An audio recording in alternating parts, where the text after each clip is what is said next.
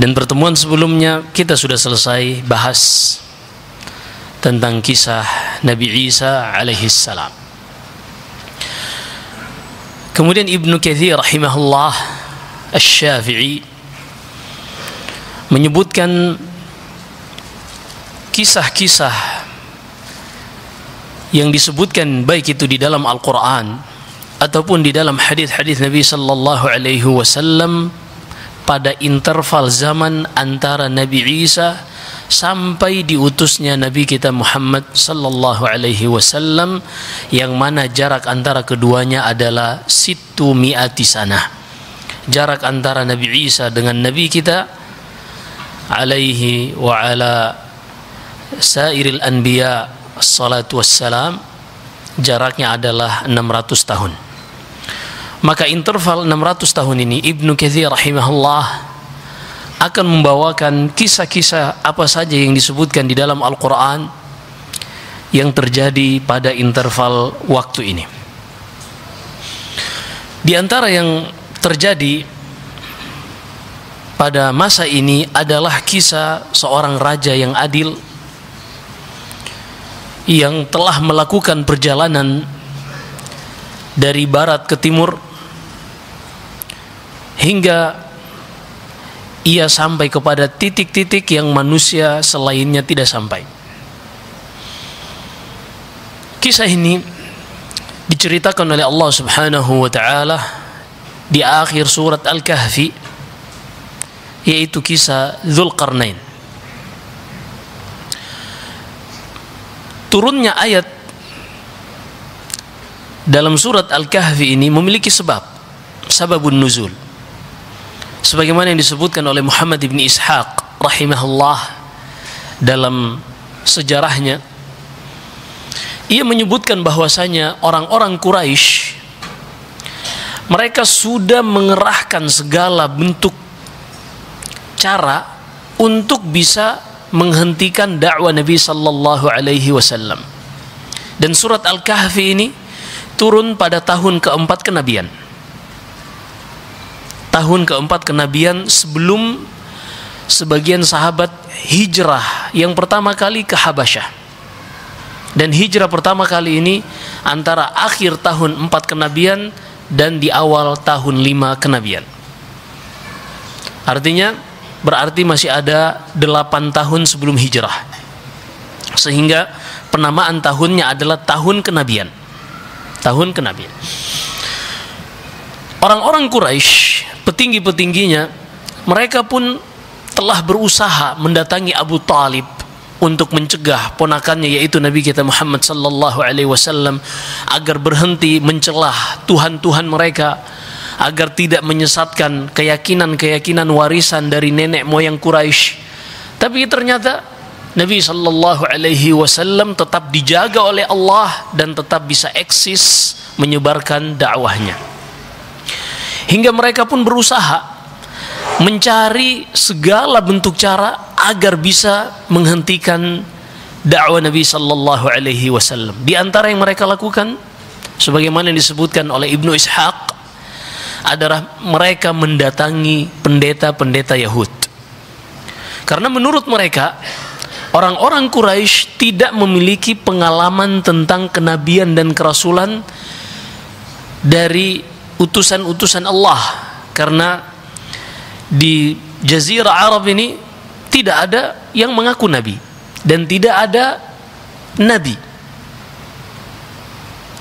Yang ada adalah dari kalangan Bani Israel. Dan ini juga tidak ada yang sebagai nabi di Jazirah Arab pada beberapa dekade ini. Ini disebutkan dalam Sahih Bukhari dalam hadis Heraklius. Ketika Heraklius bertanya kepada Abu Sufyan, "Hal kana ahadun min qablihi qala hadzal qaul?" Apakah ada dari kalangan orang-orang Arab ini yang pernah mengaku nabi sebelumnya? Sebelum Nabi kita Muhammad sallallahu alaihi wasallam, mereka mengatakan, Abu Sufyan mengatakan la. Karena kalau seandainya ada seorang dari Quraisy yang mengaku nabi, kemudian Muhammad sallallahu alaihi wasallam mengaku nabi, maka aku akan katakan rajulun ya'tasi biqaulin qila qablah. maka aku akan mengatakan bahwasanya Muhammad ini hanya menjiplak ucapan yang pernah diucapkan oleh orang sebelumnya. Tapi ketika dari generasi orang-orang Hijaz, Mekah khususnya, tidak ada seorang pun yang mengaku Nabi, lalu dia menampilkan diri mengaku Nabi yang diwahyukan kepadanya, maka ketika itu pun aku mengetahui ia adalah seorang yang jujur dan benar sebagai nabi dan utusan Allah Subhanahu wa taala. Fasyahid, orang-orang Quraisy pun mereka mencari pendeta ahlul kitab. Mereka pun menemui beberapa pendeta Yahud. Pendeta Yahudi ini ditanya, adakah berita, informasi dari kalian untuk mengetes orang ini benar nggak sih dia itu nabi, atau dia hanya mengklaim dirinya nabi, ternyata dusta. Kami butuh senjata pamungkas untuk menghentikan dakwah orang ini. Lalu para pendeta Yahudi ini dengan ilmu yang mereka wariskan dari nabi-nabi mereka, dari kitab-kitab yang diturunkan kepada mereka, mereka pun mengatakan, is'aluhu thalathata asya'. Tanyakan kepada orang yang mengaku nabi itu 3 hal. Tidak ada yang bisa menjawab 3 hal ini kecuali nabi. Maka kalau dia bisa menjawabnya, dia adalah nabi. Tapi kalau dia tidak bisa, dia adalah pendusta. Mereka pun semangat, orang-orang Quraisy. Ternyata 3 pertanyaan tersebut, kata pendeta Yahudi ini, saluh an rajulin sayyah tawaf minal masyriqi ilal maghrib. Tanyakan tentang seorang yang dia ini tawaf, dia selalu melakukan perjalanan dari barat ke timur, menjelajahi permukaan bumi ini. Tanyakan bagaimana kondisi orang tersebut dan apa yang dia lakukan. Wasaluh, kemudian pertanyaan yang kedua, saluhu an fityatin, tanyakan kepadanya tentang beberapa anak muda yang mereka meninggalkan kaum mereka yang melakukan kesyirikan dalam rangka menjaga agama mereka hingga mereka masuk ke dalam goa. Tanyakan bagaimana berita tentang anak-anak muda tersebut. Wasaluh, dan tanyakan kepadanya yang ketiga, anir ruh, tentang ruh yang ada pada tubuh manusia ini, seperti apakah ruh itu. Semangat orang-orang Quraisy. Mereka mengatakan, inilah saatnya untuk kita membungkam Muhammad sallallahu alaihi wasallam.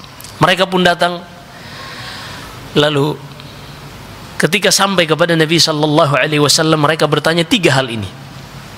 Apa kata Rasulullah? Sa'ukhbirukum ghadan. Aku akan beritahukan kepada kalian tentang 3 jawaban ini besok. Walam yastathni, tapi Nabi sallallahu alaihi wasallam lupa mengucapkan insyaallah. Akhirnya besok Rasulullah tidak keluar, tidak bertemu orang-orang Quraisy yang menantikannya. Hari kedua hingga hari ketiga nggak ada ya. Hingga akhirnya Jibril alaihi salam turun dengan firman Allah, surat Al-Kahfi. Makanya di antara surat Al-Kahfi Allah berfirman, wala taqulanna li syai'in inni fa'ilun dzalika ghadan illa ayyasha Allah. Wadhkur rabbaka idza nasit wa qul asa an yahdiyani rabbi li aqraba min hadza rasyad. Jangan sekali-kali engkau berani mengatakan besok pasti aku melakukan ini dan itu.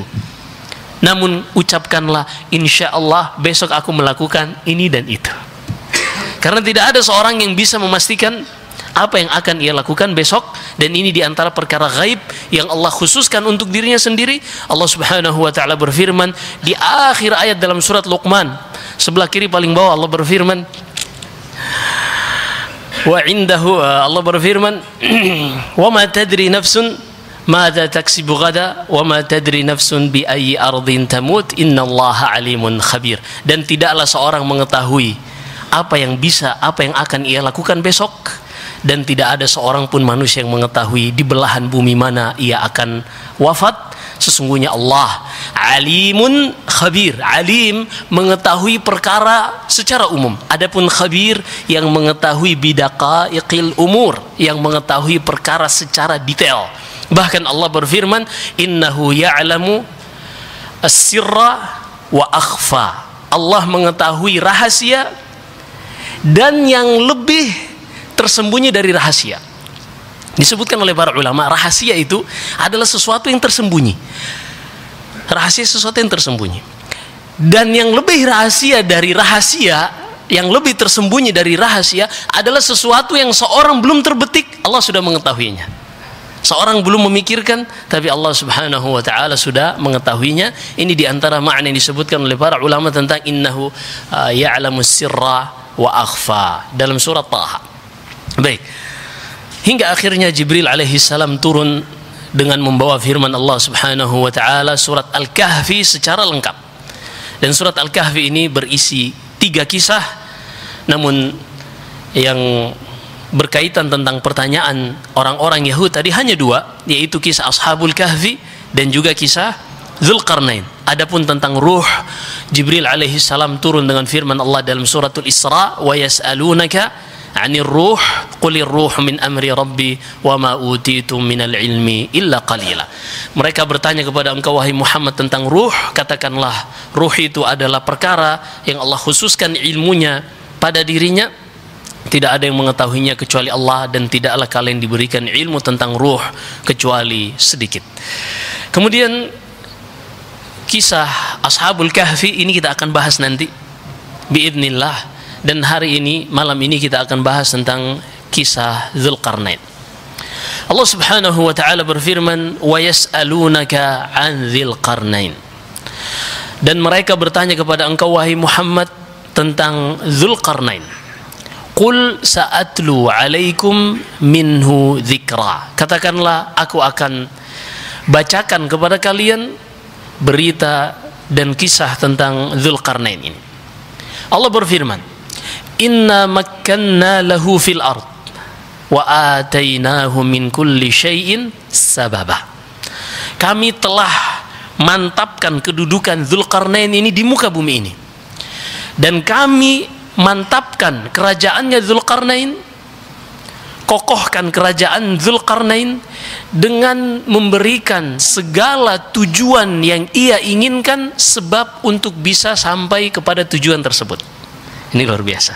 Perhatikan, jadi Dzulqarnain ini memiliki cita-cita, yaitu berdakwah, mengajak manusia kepada Allah dan menyebarkan keadilan.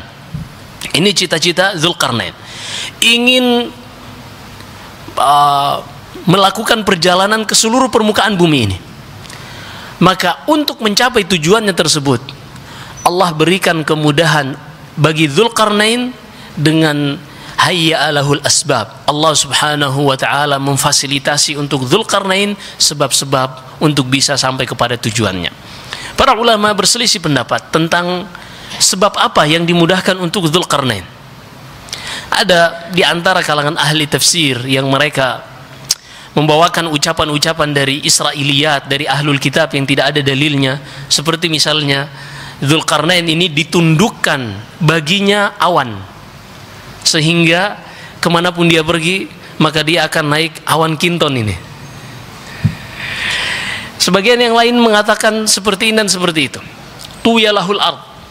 Dan yang lebih indah dari penafsiran-penafsiran ini, apa yang disebutkan Ibnu Katsir, bahwasanya Dzulqarnain ini diberikan banyak fasilitas dan sebab oleh Allah untuk mencapai tujuannya. Di antaranya ma'alimul ard wa mawaqi'uha.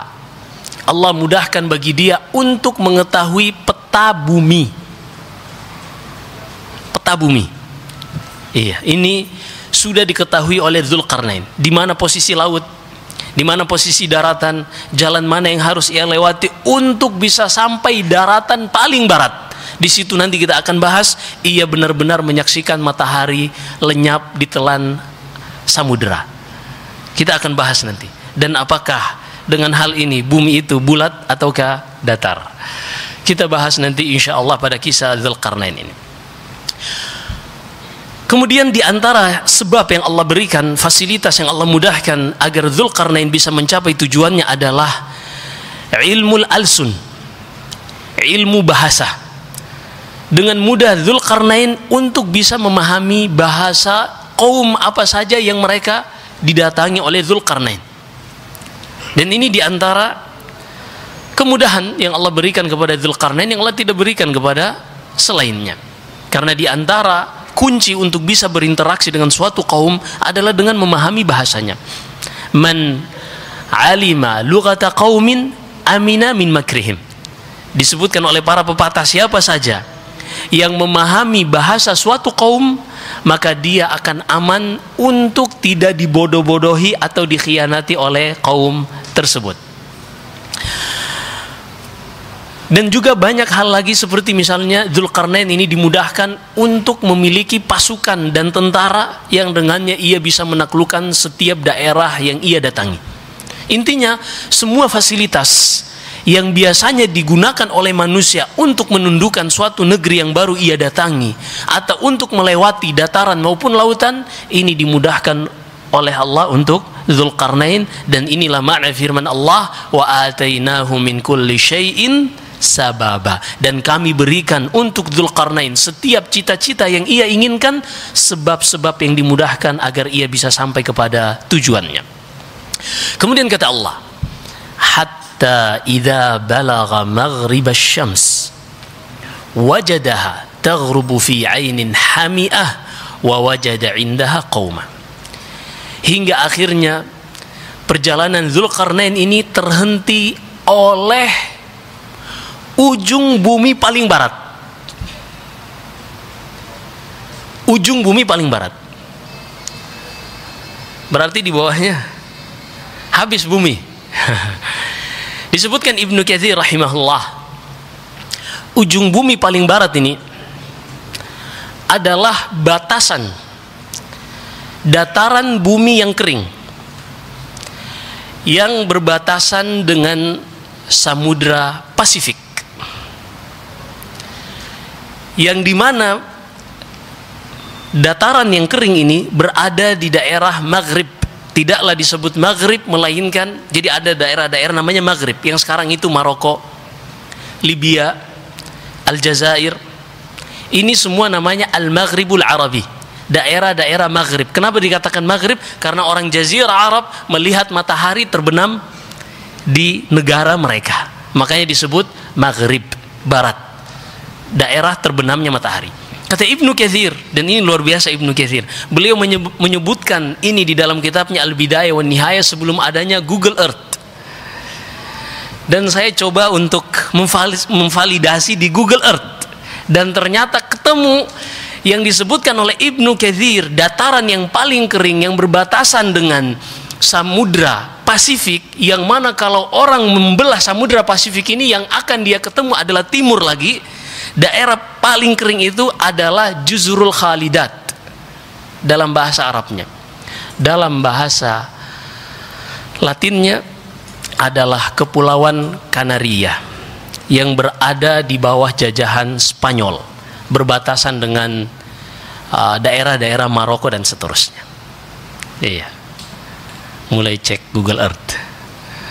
Ada Kepulauan Kanaria. Ini disebutkan Ibnu Katsir sejak tahun 600-an 700-an. Ini luar biasa. Jadi di dalam agama kita dan ulama kita mewariskan turas, warisan-warisan ilmiah yang sangat luar biasa.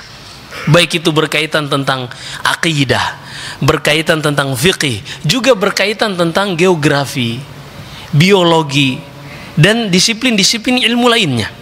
Karena kita sudah sebutkan, ini sangat luar biasa Al-Quran, yang mana dahulu setiap kitab dan mukjizat para nabi Allah berikan untuk membungkam hal-hal yang paling menjadi fenomenal pada zaman itu. Seperti Nabi Musa, zamannya terkenal sihir, maka Nabi Musa datang dengan mukjizat yang bisa membungkam sihir. Pada zamannya Nabi Isa, yang paling digandrungi oleh manusia adalah ilmu kedokteran, dan Allah jadikan penciptaan Nabi Isa di luar nalar kedokteran.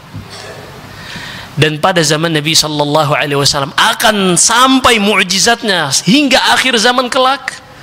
Tidak akan pernah habis ajaib-ajaib di dalam Al-Quran. Tentang sains disebutkan di dalamnya, tentang penciptaan manusia, hingga ada salah seorang profesor dari Kanada belum lama, meninggalnya juga tahun 2000 sekian. Ia masuk Islam dikarenakan dia seorang peneliti di bidang embrio, dan ketika ia membaca bahwasanya ada literatur dari Al-Quran yang menyebutkan seperti itu proses penciptaan manusia di dalam rahim ibunya, ia pun mengunjungi Universitas King Abdul Aziz atau King Fahad, dan dia pun merasa takjub dengan Al-Quran. Bagaimana mungkin Muhammad sallallahu alaihi wasallam bisa mengetahui sedetail itu, dan ini pasti berasal dari Allahu Rabbul Alamin. Al-Quran luar biasa. Ibnu Katsir rahimahullah, seorang salafiyun athari, seorang ulama tafsir, juga ulama hadis, juga ulama fiqih di dalam mazhab Syafi'i, juga beliau rujukan aqidah, tapi beliau juga ahli dalam bidang ini, dan beliau menukil banyak. Beliau terkadang mengambil dari Taurah, dari Injil, tapi beliau sabarahu sabran, beliau benar-benar memfilter hal-hal yang bertentangan dengan akidah kaum muslimin. Intinya Ibnu Katsir menyebutkan bahwasanya tempat kering, dataran yang paling ujung yang dijumpai oleh Dzulqarnain, di situ ada kaum yang hingga akhirnya tunduk di bawah pemerintahan Dzulqarnain. Daerah tersebut adalah Juzurul Khalidat, atau disebut dengan Kepulauan Kanariyah. Kata Allah, qulna ya Dzulqarnain, ketika Dzulqarnain sampai kepada tempat ini, kami pun katakan, imma an tu'adzib wa imma an tattakhidha fihim husna. Wahai Dzulqarnain, engkau datang di sini dan engkau langsung menang menjadi pemimpin mereka. Silakan engkau mengambil kebijakan terhadap mereka. Engkau ingin langsung menyiksa mereka atau ingin mengambil kebaikan manfaat dari mereka. Tapi Dzulqarnain seorang yang adil. Dengan keadilan dan taufik yang Allah berikan, Allah berfirman menghikayatkan ucapan Dzulqarnain, qala amma man zalama fasawfa nu'adzibuh thumma yuraddu ila rabbih fayu'adzibuhu 'adzaban nukra. Adapun yang zalim di antara mereka, ya Allah, maka kami akan menghukumnya dengan hukuman duniawiyah, dan nanti kelak di akhirat ketika ia dikembalikan kepada Allah, ia akan diazab dengan azaban nukra. Azaban nukra ay azaban ghaira yu'raf atau ghaira ma'ruf, azab yang belum pernah diketahui oleh orang-orang. Dari nakirahum ay lam ya'rifhum. Azaban nukra, azaban yang tidak pernah orang melihat azab seperti itu. Wa amma man amana wa amila salihan falahu jazaa'anil husna wa sanaqulu lahu min amrina yusra. Adapun kata Dzulqarnain, orang-orang yang di tengah-tengah mereka berbuat baik, menebar keadilan, maka orang seperti itu, ya Allah, falahu jazaa'anil husna, maka dia akan mendapatkan pahala di sisimu, dan wasanaqulu lahu min amrina yusra, dan kami akan berikan kemudahan untuk hidup orang tersebut dari sisi duniawiyah. Dan ini kata Ibnu Katsir, motivasi di dalam seorang melakukan ibadah kepada Allah, melakukan kebaikan sesama manusia, adalah dia dahulukan untuk mengharapkan pahala dari Allah. Kalaupun setelahnya dia juga mendapatkan balasan dari manusia, maka itu ziyadatu fadl, maka itu hanya tambahan saja. Tapi kalau dia jadikan prioritas harapannya di dalam melakukan suatu kebaikan adalah ridha manusia, pujian manusia, pasti dia akan kecewa. Kata Asy-Syafi'i rahimahullah, kata Imam Syafi'i, ridha nas ghayatun la tudrak. Ridha manusia adalah harapan yang mustahil untuk bisa dicapai. Dan ini kaidah di dalam kita berbuat baik. Seorang ayah ketika menafkahi anak-anaknya, seorang suami ketika menafkahi istri-istrinya, maka dia harus memiliki kaidah ini, yaitu walaupun dia menunaikan kewajibannya berupa memberi makan anaknya, menafkahi istrinya, maka selalu dia harapkan balasannya dari Allah terlebih dahulu. Kalaupun anaknya berterima kasih, nanti kalau sudah besar, sudah memiliki pekerjaan, dia ingin membalas orang tuanya, maka ziyadatu fadl. Ini hanyalah tambahan kebaikan saja. Tapi di dalam mindsetnya, kaidah dasar di dalam menafkahi anaknya adalah dia mengharapkan pahala dari Allah. Karena Allah berfirman di dalam Al-Quran di surat An-Nisa, Ar-rijalu qawwamuna 'alan nisa bima faddalallahu ba'dahum 'ala ba'dhin wa bima anfaqu min amwalihim. Dan juga firman Allah dalam suratul Baqarah, wa 'alal mauludi lahu rizquhunna wa kiswatuhunna bil ma'ruf. Fasyahid, Allah memerintahkan seorang ayah untuk menafkahi anaknya dan juga istri-istrinya. Tapi ketika seorang menjadikan balasan yang ia ingin dapatkan dari nafkah yang ia berikan ini kepada istrinya adalah pujian istrinya, pasti dia akan kecewa. Kenapa? Karena demikian tabiat manusia. Dalam Sahih Bukhari, dalam hadis Abu Sa'id Al-Khudri dari jalur Al-Imam Malik rahimahullah, Nabi sallallahu alaihi wasallam bersabda, "Ra'aitun nar fa idza aktsaru ahliha an-nisa." Dan aku melihat neraka. Ini jalur Abu Sa'id Al-Khudri, "Sayukhraju minan nari man kana fi qalbihi mithqalu dzarratin min iman aw min khair." Syakka Malik. Fasyahid, Nabi sallallahu alaihi wasallam bersabda, aku diperlihatkan neraka. Ternyata mayoritas penghuninya adalah wanita. Yakfurna, ini dikarenakan mereka ini kufur. Faqulna ya Rasulullah ayakfurna billah. Para sahabat bertanya, ya Rasulullah, apakah dikarenakan para istri-istri itu, para wanita-wanita itu kafir kepada Allah? Qala la. Mereka dimasukkan ke dalam neraka sehingga menjadi mayoritas penduduk neraka bukan dikarenakan kafir kepada Allah, walakinnahunna yakfurnal ashir wa yakfurnal ihsan. Akan tetapi dikarenakan para wanita ini kufur terhadap suami-suami mereka dan tidak pernah berterima kasih terhadap kebaikan suami-suami mereka. Seperti apa bentuk tidak terima kasihnya para istri ini? Fa idza ahsanta ila ihdahunna ad-dahr thumma ra'at minka syai'an qalat ma ra'aitu minka khairan qat.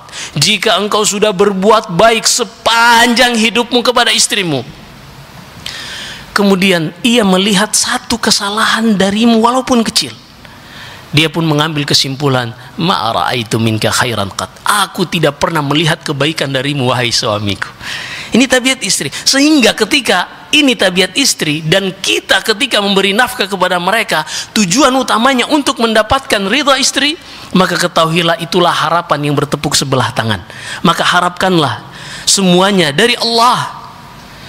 Maka niscaya kalaupun mereka ingin berterima kasih adalah ziyadatu fadl, tambahan kebaikan. Kalaupun mereka tidak mau berterima kasih, anak-anak yang sudah dibiayai malah mereka sibuk ngurusi pendidikan sendiri, mengurus karir sendiri. Orang tua susah di masa tuanya, tidak ada sedikit pun yang mengunjungi, bahkan nelpon sedikit pun tidak.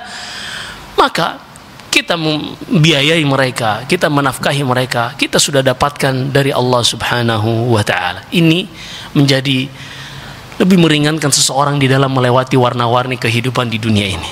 Karena semuanya istri, anak adalah ujian bagi seorang manusia.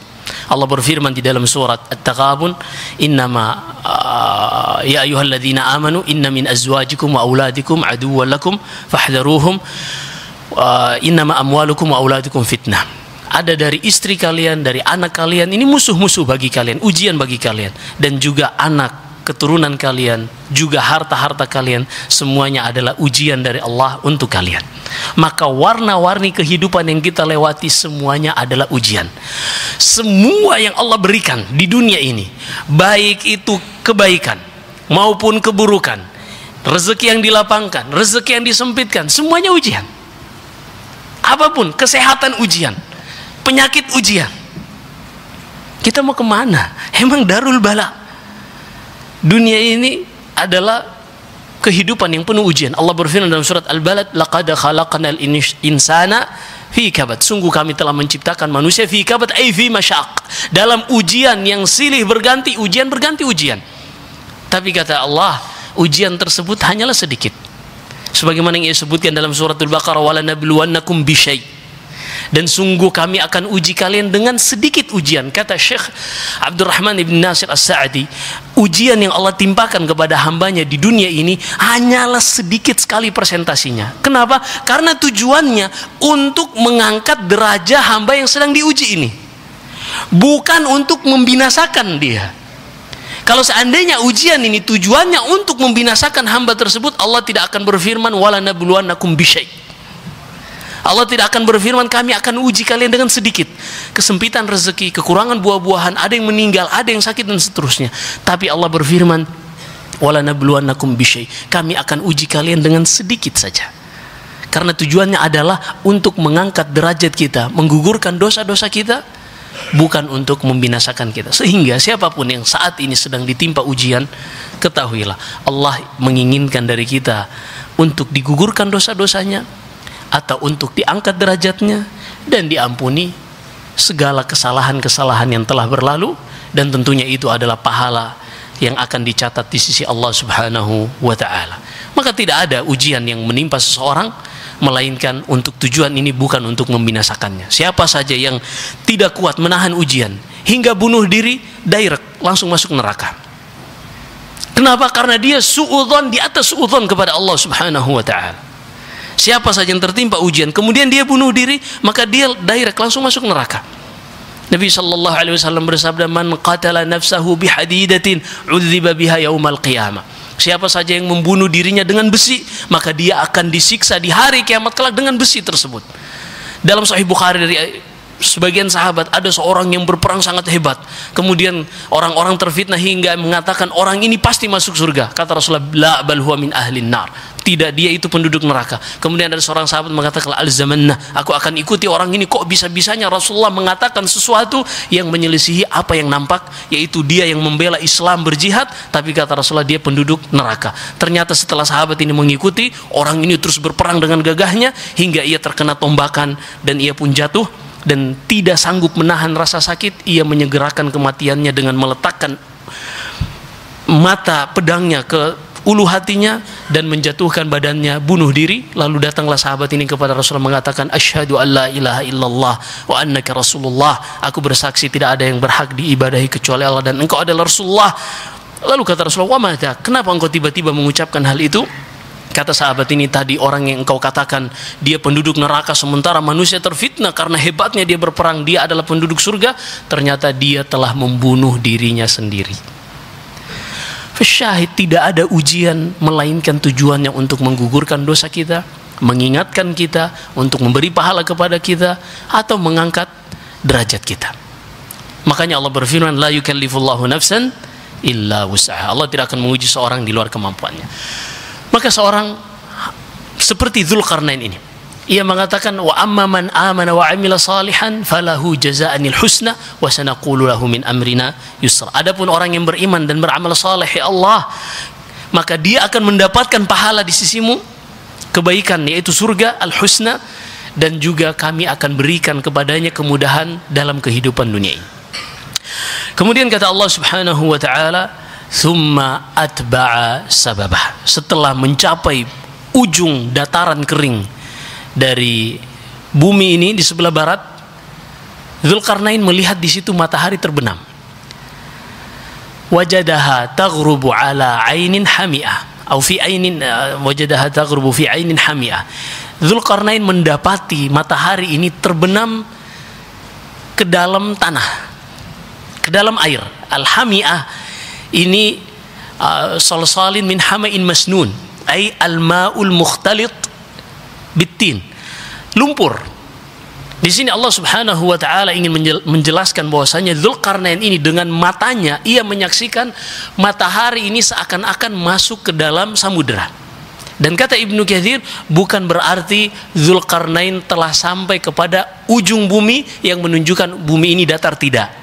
Bumi ini bulat dan Dzulqarnain sampai kepada ujung dunia yang paling kering, ujung barat yang paling kering, dan setelahnya lautan. Dan setiap orang yang berada di pesisir pantai yang menyaksikan langsung matahari terbenam, dia akan mendapati matahari seakan-akan tenggelam ke dalam air laut. Jadi ini yang disebutkan Ibnu Katsir rahimahullah. Baik. Kemudian, "Tsumma atba'a sababa." Ketika ia selesai dari bagian belahan bumi paling barat ini, ia pun diberikan kemudahan, fasilitas oleh Allah untuk menuju ke ujung daratan paling timur. Di sini Ibnu Katsir tidak menyebutkan secara spesifik daratan apakah itu. Yang jelas akan bertentangan dengan yang satu di barat dan yang satu paling timur. Ada yang menyebutkan ini adalah Rusia, ada yang menyebutkan ini daerah-daerah Uni Soviet, dan apapun itu, karena Allah berfirman wa wajada indaha thumma atba'a sababa hatta idza balagha matli' asy-syamsi wajadaha tatlu'u ala qaumin lam naj'al lahum min duniha sitra. Kata Allah, Dzulqarnain pun berjalan hingga ia mencapai titik paling timur dari bumi ini, yang disebutkan para ulama perjalanannya adalah 12 tahun dari barat ke timur. Sesampainya di sana, ia mendapati suatu kaum lam naj'al lahum min duniha sitra. Kami jadikan orang-orang ini tidak memiliki pelindung. Artinya apa? Tidak ada pohon-pohon lebat yang melindungi mereka berteduh dari sinar matahari, dan tidak pula ada gunung-gunung yang bisa menghalangi teriknya matahari dari mereka. Ini yang disebutkan oleh para ulama, lam naj'al lahum min duniha sitra. Kami tidak menjadikan penghalang antara mereka dengan matahari. Artinya daratannya rata. Dan di situ kata para ulama juga, mereka ini manusia-manusia yang belum mengenal tentang cara membuat rumah, sehingga mereka menempati goa, bahkan mereka menggali lubang untuk bertempat tinggal di dalam tanah. Ini yang disebutkan para ulama. Di akhir-akhir ini ada yang menafsirkan dengan lam naj'al lahum min duniha sitra adalah Dzulqarnain ini sampai kepada suatu kaum yang mana matahari tidak terbenam. Iya, karena malam sebagai sitr, malam bagi matahari adalah sesuatu yang membuat seseorang terhalangi dari sinar matahari. Ya kan? Waja'alna al-laila libasa. Kami menjadikan malam ini pakaian yang menjaga dari matahari, sinar matahari. Sebagian menafsirkan bahwasanya Dzulqarnain sampai ke daerah Siberia dan sekitarnya, yang mana di daerah tersebut matahari tidak terbenam. Bahkan jam 12 malam, jam 1 malam itu hanya seperti sore, masih ada sinar matahari. Lalu bagaimana, apakah kita bisa menerima penafsiran seperti ini? Tafsir yang disebut dengan i'jaz ilmi, tafsir dengan sains, apakah boleh? Misalnya orang-orang yang menafsirkan firman Allah seperti misalnya was-sama'i wat-tariq wa ma adraka mat-tariq, demi langit dan at-tariq. At-tariq ini ditafsirkan oleh para ulama adalah seorang yang datang mengetuk di malam hari. Tapi sebagian ahli sains mereka menyebutkan bahwasanya ada satu bintang yang belum lama ditemukan. Bintang ini memiliki detak bunyi seperti orang yang mengetuk. Dan pada siyaqul ayah, karena dalam menafsirkan ayat itu perlu dilihat siyaquhu wa lihaquhu wa sibaquh. Perlu dilihat konteks ayatnya, permulaan dan akhirnya. Ini untuk membantu kita memahami dari maksud dari ayat tersebut. Allah berfirman was-sama' wat-tariq. Demi langit, dan Allah bersumpah dengan makhluknya sekehendaknya. Adapun manusia tidak boleh bersumpah kecuali dengan Allah. Was-sama', demi langit. Wat-tariq, dan juga demi at-tariq. Disinilah letak perbedaannya. Apakah at-tariq ini orang yang mengetuk saja, atau boleh ditafsirkan dengan bintang yang belum lama ditemukan dan memiliki detak seperti orang yang mengetuk di malam hari? Maka yang seperti ini para ulama menyebutkan kita tidak bisa menolaknya, dan kita tidak bisa juga menerimanya kecuali memenuhi beberapa syarat.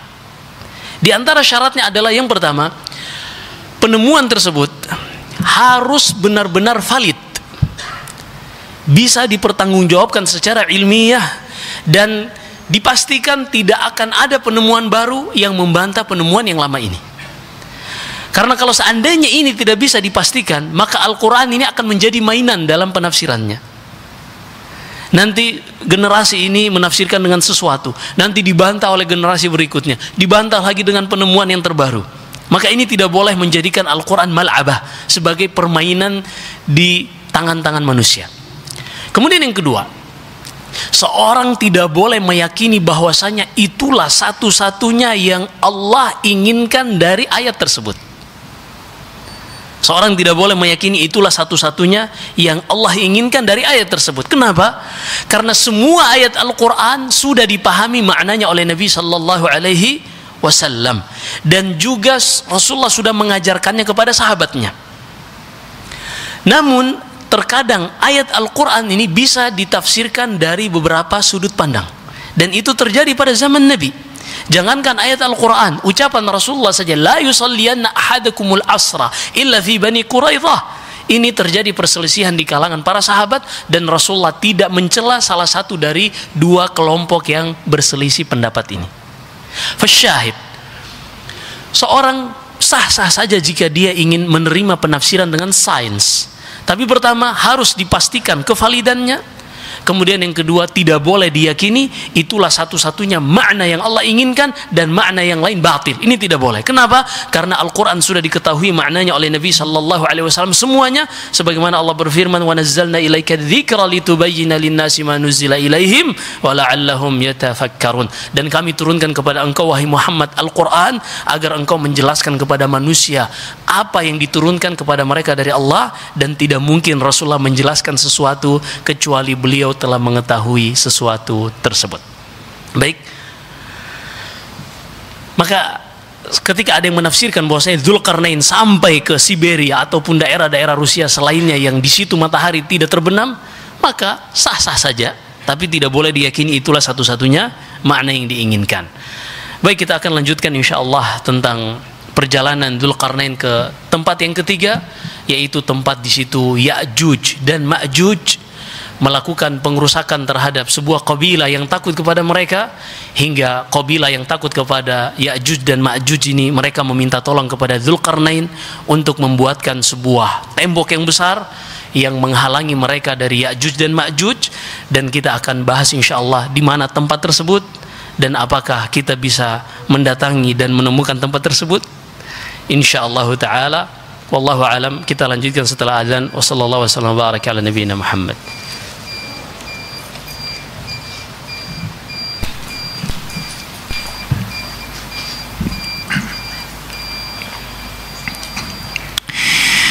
الله أكبر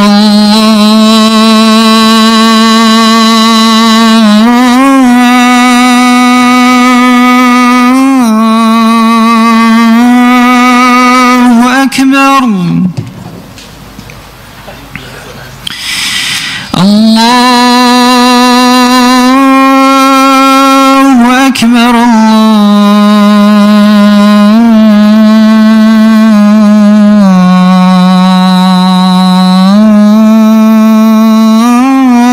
الله أكبر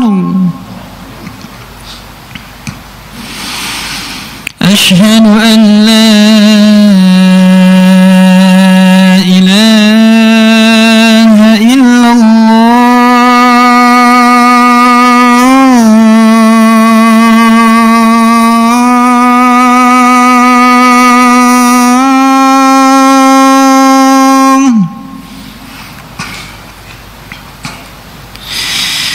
أشهد أن لا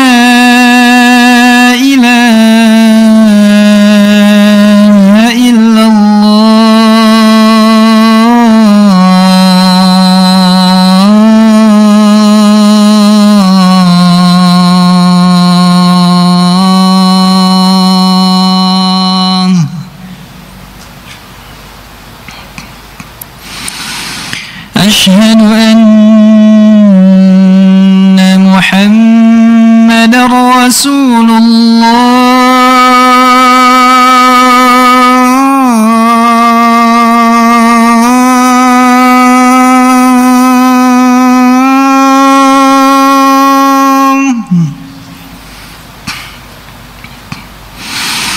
أشهد أن محمدا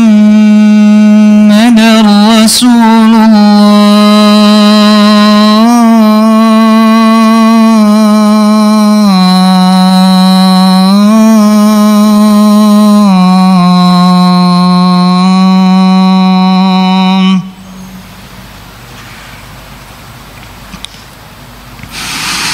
حي على الصلاة.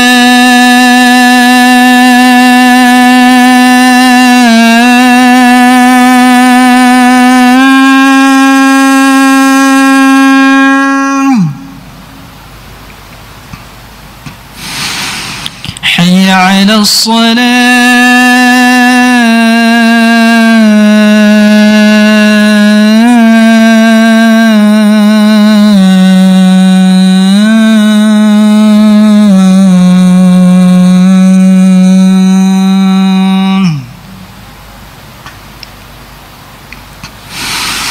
حي على الفلاح.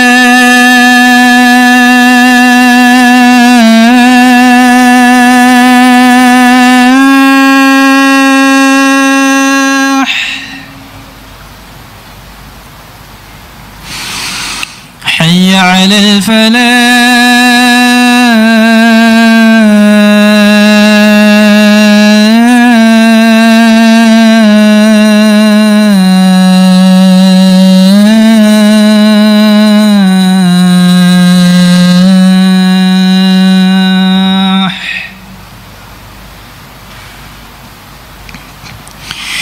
الله أكبر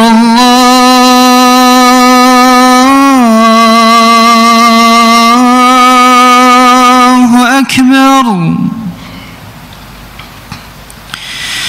لا إله إلا الله.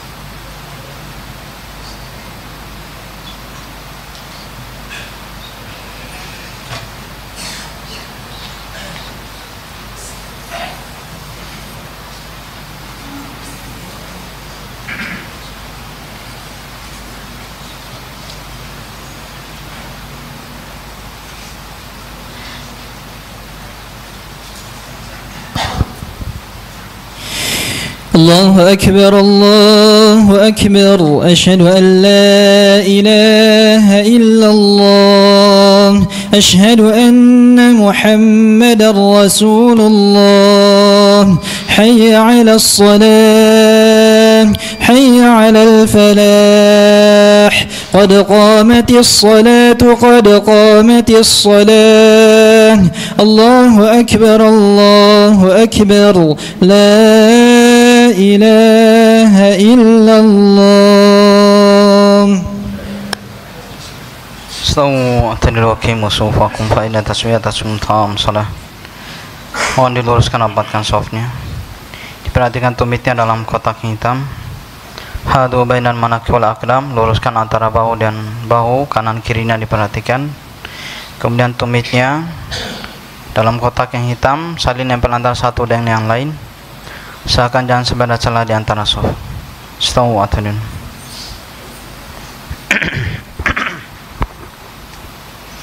Allahu Akbar.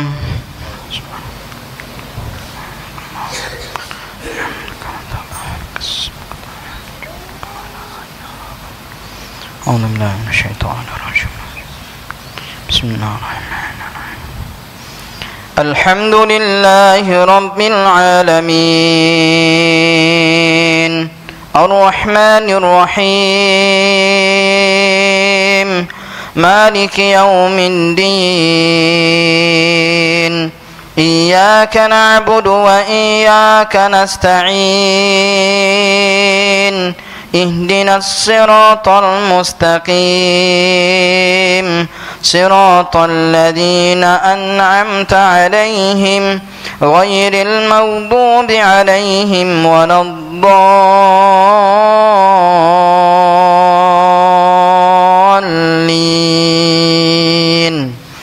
آمين. يا أيها الذين آمنوا إنما الخمر والميسر والأنصاب والأزلام رجس من عمل الشيطان فاجتنبوه لعلكم تفلحون. إنما يريد الشيطان أن يوقع بينكم العداوة والبغضاء في الخمر والميسر ويصدكم عن ذكر الله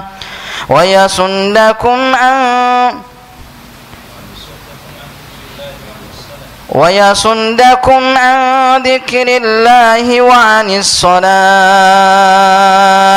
فهل أنتم منتهون. وأطيعوا الله وأطيعوا الرسول واحذروا فإن توليتم فاعلموا أنما على رسولنا البلاغ المبين. ليس على الذين آمنوا وعملوا الصالحات جناح فيما طعموا إذا ما اتقوا وآمنوا وعملوا الصالحات ثم اتقوا وآمنوا ثم اتقوا وأحسنوا والله يحب المحسنين. يا أيها الذين آمنوا ليبلونكم الله بشيء من الصيد تناله أيديكم ورماحكم ليعلم الله من يخافه بالغيب فمن اعتدى بعد ذلك فله عذاب أليم.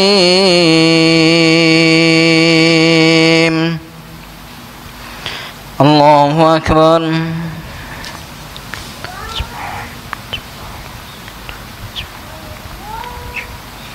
سمع الله لمن حمده.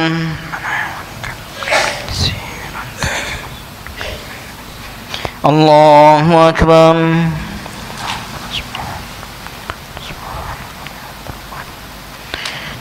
Allahu Akbar.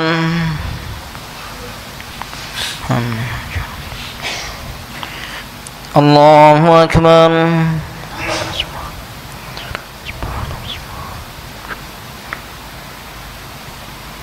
Allahu Akbar. Alhamdulillahi Rabbil Alamin, Ar-Rahmanir Rahim, Maliki Yawmiddin, Iyyaka na'budu wa iyyaka nasta'in, Ihdinas siratal mustaqim, siratal ladzina an'amta 'alaihim ghairil maghdubi 'alaihim waladdallin. Amin. Ya ayyuhalladzina amanu la taqtulus sayda wa antum hurum wa man qatalahu minkum muta'ammidan fajaza'un mislu ma qatala minan na'ami yahkumu bihi dawa adlin minkum hadiyan balighal ka'bati aw kaffaratun ta'amu masakin aw adlu dhalika siyaman liyadhuqa wabala amrih afallahu amma salaf وَمَنْ عَادَ فَيَنْتَقِمُ اللَّهُ مِنْهُ وَاللَّهُ عَزِيزٌ ذُو انتقام. أحل لكم صيد البحر وطعامه متاعا لكم وللسيارة وحرم عليكم صيد البر ما دمتم حرما واتقوا الله الذي إليه تحشرون. جعل الله الكعبة البيت الحرام قياما للناس والشهر الحرام والهدي والقلائد ذلك لتعلموا أن الله يعلم ما في السماوات وما في الأرض وأن الله بكل شيء عليم.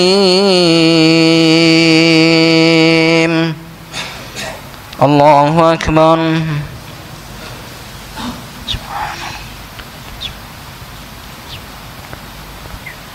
سمع الله لمن حمده.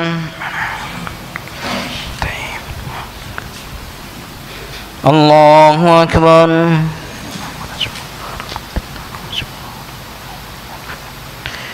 الله أكبر.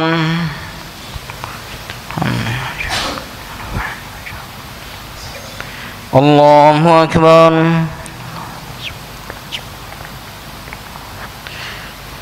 الله أكبر. الله أكبر.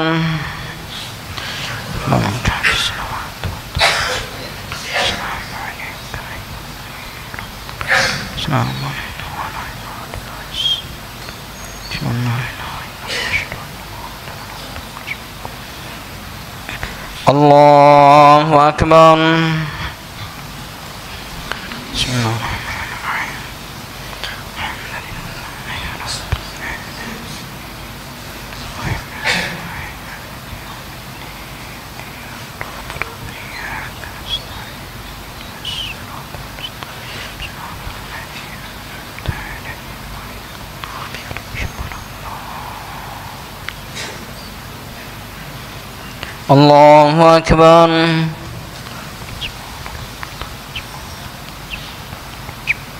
سمع الله لمن حمده. الله أكبر.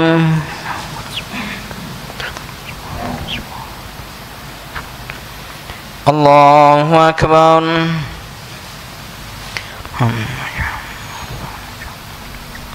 Allahu Akbar.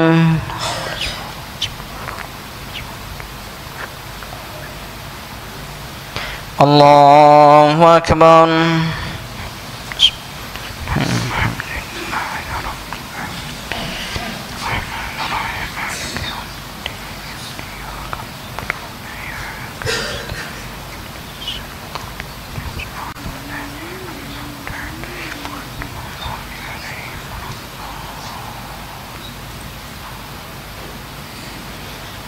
Allahu Akbar.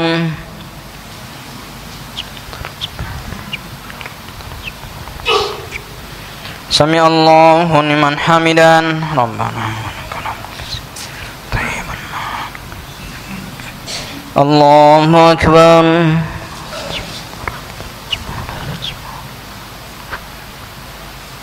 Allahu Akbar.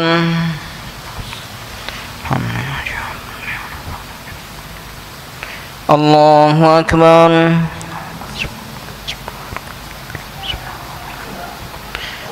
Allahu Akbar. Tahiyatun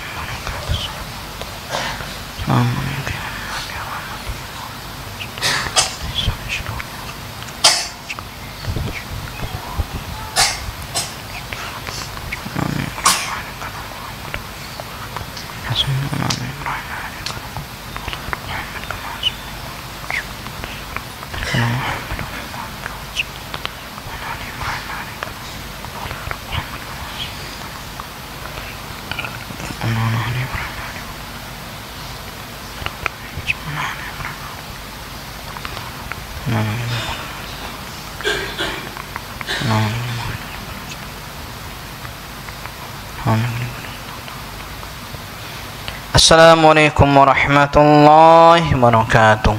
Assalamualaikum warahmatullahi wabarakatuh. Astagfirullah. Astagfirullah.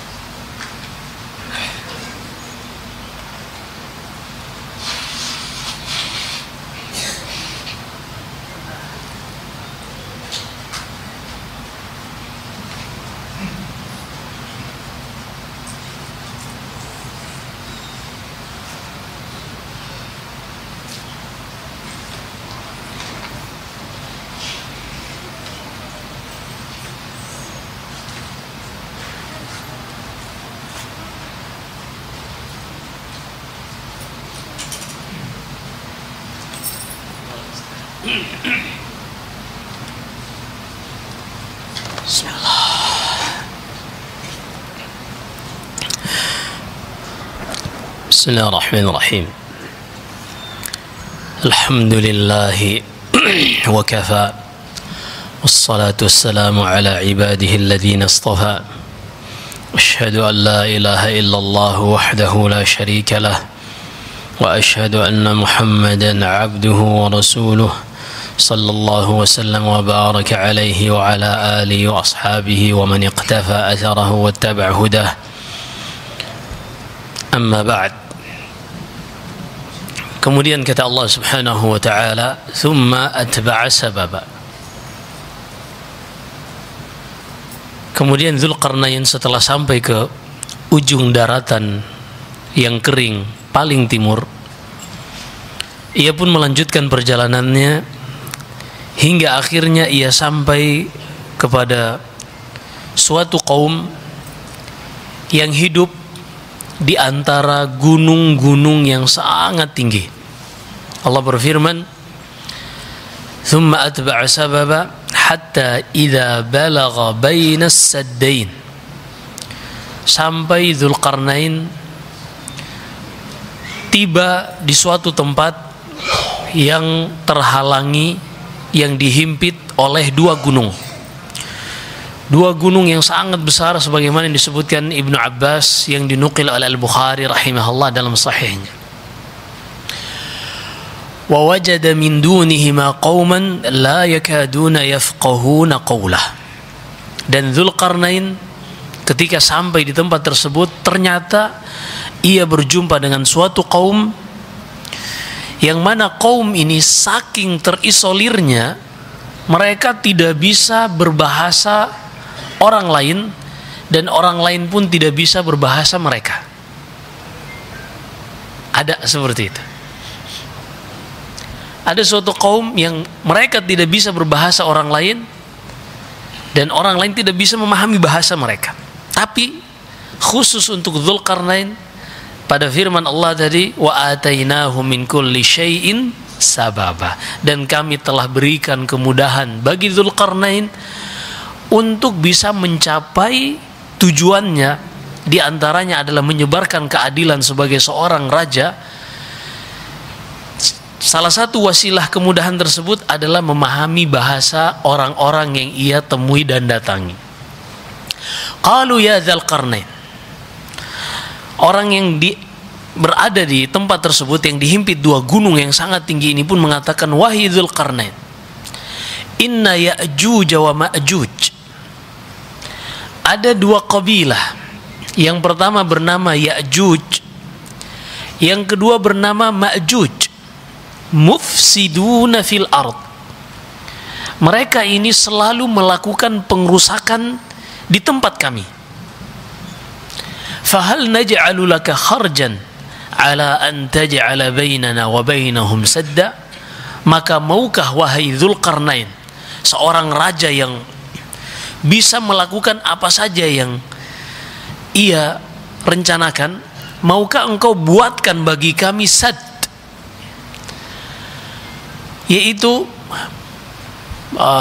membendung Ya'juj dan Ma'juj ini agar tidak lagi melakukan penyerangan ke desa kami. Ya'juj dan Ma'juj, kata Ibnu Katsir rahimahullah, tidak ada khilaf bahwasanya kedua kabilah ini berasal dari keturunan Nabi Adam alaihissalam, bukan makhluk yang lain apalagi alien. Ini alien, ini orang yang menjual sesuatu di balik kita. Fa'ala kulli hal, berdasarkan hadis di dalam Sahih Bukhari, di hari kiamat kelak Allah Subhanahu wa taala berfirman kepada Adam, ya Adam, akhrij min dzurriyyatika ba'atsan ilan nar. Wahai Adam, ambil dari keturunanmu bagian neraka dan lemparkan mereka ke neraka. Qala wa ma ba'atsun nar ya Rabb? Ya Allah, apa yang dimaksud dengan gelongan yang aku masukkan ke dalam neraka? Maka ketika mendengar ucapan tersebut, semua makhluk pun takut. Lalu kata Allah Subhanahu wa taala sebagaimana kata Rasulullah, absyiru, ketika para sahabat bertanya, ya Rasulullah, ayyuna wahidun min alf? Ya Rasulullah, 1 banding 1000, ini siapa yang selamat di antara kami? Apa kata Rasulullah? Bergembiralah, karena minkum wahid wa tis'atun wa tis'umi'atin wa tis'atun wa tis'una min Ya'juj wa Ma'juj. Karena 1000 itu 1 dari kalian dan 999 dari Ya'juj dan Ma'juj. Alhamdulillah, lega para sahabat. Ini para sahabat aja lega, apalagi kita. Allahul musta'an. Maka dari sini para ulama mengatakan bahwasanya Ya'juj dan Ma'juj ini adalah keturunan Adam, bukan makhluk aneh. Ada yang menggambarkan telinganya, daun telinganya ini runcing dan giginya ini bertaring. Manusia giginya bertaring karena kita omnivora, makan daging, makan sayur. Hanya taringnya tidak berlebihan seperti karnivora. Fa'ala kulli hal, mereka ini adalah keturunan Adam. Adapun yang menyebutkan mereka ini makhluk yang sadis karena mereka ini bukan manusia, kata Ibnu Katsir, kulluha rajman bil ghaib. Semuanya itu menerka-nerka perkara gaib. Tidak benar. Ya'juj dan Ma'juj ini di antara kabilah dari keturunan Adam alaihissalam, bahkan mereka dari keturunan Nuh alaihissalam, karena Nabi Nuh ini sebagaimana yang kita sebutkan memiliki 4 anak, 1 tenggelam yang Allah kisahkan di dalam surat Hud karena tidak mau ikut naik ke atas kapal ayahnya yang bernama Kan'an atau Yam bin Nuh, dan 3 tersisa yaitu Sam ibn Nuh yang merupakan cikal bakal keturunan bangsa Arab, kemudian Ham bin Nuh yang merupakan cikal bakal keturunan bangsa kulit hitam Ethiopia, dan juga yang terakhir adalah Yafith bin Nuh yang ini merupakan cikal bakal keturunan bangsa Turk. Dan Turk yang dimaksud di sini adalah kulit putih. Disebutkan Ibnu Katsir secara detail, mereka ini adalah orang-orang seperti Mongol. Jadi Uighur, daerah-daerah Turkmenistan, Tajikistan yang merupakan daerah-daerah Uni Soviet, mereka inilah yang disebut dengan Turk. Fa'ala kulli hal, apapun itu mereka adalah manusia sebagaimana halnya kita. Hanya saja Allah Subhanahu wa taala telah menjadikan mereka ini manusia-manusia yang binasa, yang bengis. Jangankan Ya'juj dan Ma'juj yang sudah seperti itu dikabarkan di dalam Al-Quran, tentara-tentara Mongol saja sangat ditakuti dahulu ketika mereka menginvasi sebuah daerah, dan bagaimana yang disebutkan oleh sejarah tentang Genghis Khan dan seterusnya, ini membuat bulu kuduk kita berdiri, begitu sadisnya seseorang. Lalu bagaimana kira-kira dengan Ya'juj dan Ma'juj, yang mana kehadiran mereka di hari-hari menjelang hari kiamat kelak merupakan tanda-tanda besar sebentar lagi akan terjadinya hari kiamat. Ketika Genghis Khan saja yang begitu sadis, orang-orang yang mendengarkan namanya sudah takut. Lalu bagaimana dengan Ya'juj dan Ma'juj yang mana keluarnya mereka dari bendungan, dari penghalang benteng yang dibuat oleh Dzulqarnain ini adalah tanda-tanda besar sebentar lagi akan terjadinya hari kiamat, sebagaimana yang Allah Subhanahu wa taala sebutkan di dalam surat Al-Anbiya 2 halaman sebelum terakhir bagian tengah. Allah berfirman, hatta idza futihat Ya'juj wa Ma'juj wa hum min kulli hadabin yansilun waqtarabal wa'dul haqq. Sampai ketika Ya'juj dan Ma'juj ini dibukakan benteng penghalang yang telah dibuat oleh Dzulqarnain, mereka pun keluar berlomba-lomba melakukan pengerusakan kembali di muka bumi ini. Itulah Ya'juj dan Ma'juj. Kata orang-orang ini, wahai Dzulqarnain, fahal naj'alu laka kharjan, maukah engkau kami kumpulkan apa yang kami miliki sebagai imbalan agar engkau membuatkan penghalang bendungan yang menghalangi mereka untuk tidak menyerang kami kembali. Tapi apa kata Dzulqarnain? Seorang yang saleh, yang mengetahui apa yang Allah berikan kepadanya jauh lebih baik daripada apa yang diberikan oleh manusia. Kata Dzulqarnain, qala ma makkanni fihi rabbi khair. Apa yang Allah berikan kepadaku lebih baik daripada apa yang Ia berikan kepada kalian. Maka bagaimana mungkin kalian ingin menyogokku kepada perkara yang merupakan kewajibanku, yaitu menyebarkan keadilan, berdakwah di jalan Allah Subhanahu wa taala. Demikianlah manhaj metode para nabi di dalam berdakwah yang Allah Subhanahu wa taala sebutkan dari Nabi Nuh, kemudian Nabi Ibrahim, Nabi Musa, dan seterusnya, dari Nabi Hud, Nabi Saleh, Nabi Lut, Nabi Yaqub, Nabi Shu'aib. Di dalam surat Asy-Syu'ara kata Allah, "Qul la as'alukum alaihi min ajr in ajriya illa ala rabbil alamin." Katakan kepada mereka, wahai para nabi, aku tidak meminta kepada kalian upah dari dakwah yang aku sampaikan kepada kalian, semata-mata balasanku adalah di sisi Allah Subhanahu wa taala. Dan kita sebutkan di dalam membahas para nabi, di antara manhaj dan metode dakwah mereka adalah seperti ini. Salah satu manfaatnya, ketika mereka mengharapkan imbalan hanya dari Allah, bukan dari manusia, maka tidak ada kepentingan dia untuk mengikuti manusia.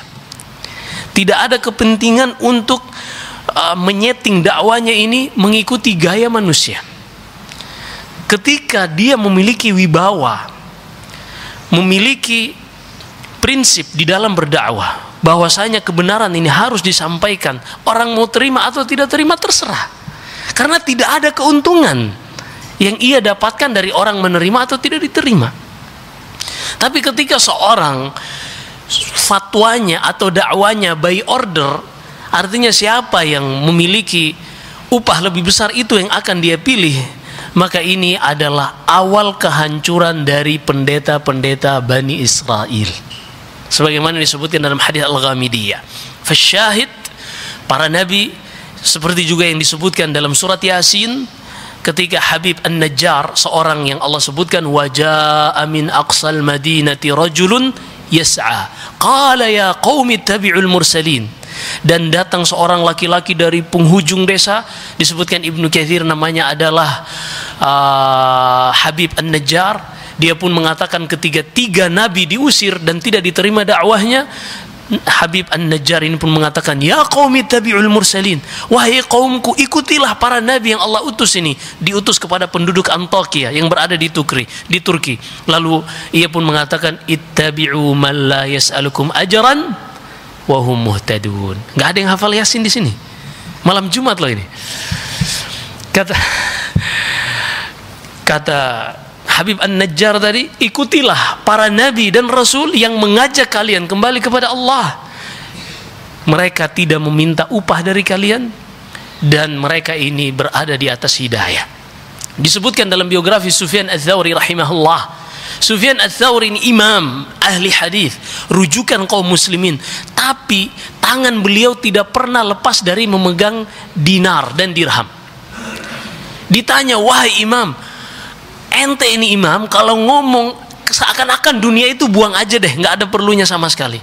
Tapi kenapa ketika anda berjalan tidak pernah lepas dari dinar dan dirham ini? Apa kata beliau? Laula hadhihi dananir latamandala alaina al-muluk. Kalau bukan karena dinar dan dirham yang dengannya kita menjaga izzah dan wibawah kita di dalam berdakwah kepada Allah, niscaya para raja-raja ini, para sultan-sultan ini akan menyetir dakwah kita. Sehingga disebutkan para salaf, di antara awal kejatuhan wibawah seorang dai ketika dia mulai mendekati para penguasa dan dia memiliki tendensi dari balik itu. Adapun ketika seorang mendekati penguasa untuk dakwanya lebih menyebar, maka demikianlah dakwah di kalangan Bani Israel, sebagaimana Nabi Samuel yang kita sudah sebutkan dahulu. Di kalangan Bani Israel ada nabi yang membimbing manusia dalam agama mereka dan ada raja yang membimbing manusia dalam urusan dunia mereka. Baik, maka Dzulqarnain rahimahullah, beliau pun membangunkan bendungan ini dengan meminta bantuan dari mereka. Atuni zubar al-hadid, ayo bawakan kepadaku tiang-tiang besi yang besar. Mungkin zaman kita H-beam kali, baja habim. Kemudian beliau gunakan api yang dengannya Allah mudahkan untuk membuat melunakkan tembaga. Kata Ibnu Katsir, dahulu orang membuat turap, membuat bendungan itu menggunakan batu atau bata dicampur tanah liat. Kalau kita semen, tapi Dzulqarnain ini membuat bentengnya ini, bendungannya ini antara campuran besi yang disambung dengan tembaga. Jadi penyambungnya itu bukan semen tapi tembaga yang dicairkan. Dan semuanya kemudahan dari Allah dengan cara dibakar. Hingga akhirnya ketika sudah jadi bendungan tersebut dan Ya'juj Ma'juj ini terkurung di antara dua gunung dan juga benteng tembok ini, kata Dzulqarnain yang Allah hikayatkan, kata Allah Subhanahu wa taala, famasta'u ay yadhharuhu wa mastata'u lahu naqba. Ternyata Ya'juj dan Ma'juj berusaha untuk memanjatnya dan mereka tidak mampu untuk memanjatnya, dan tidak pula mereka mampu untuk melubangi sehingga mereka bisa keluar. Itu lebih berat dibanding memanjatnya. Kenapa? Karena Dzulqarnain membuatnya dari besi yang tebal dengan sambungan tembaga.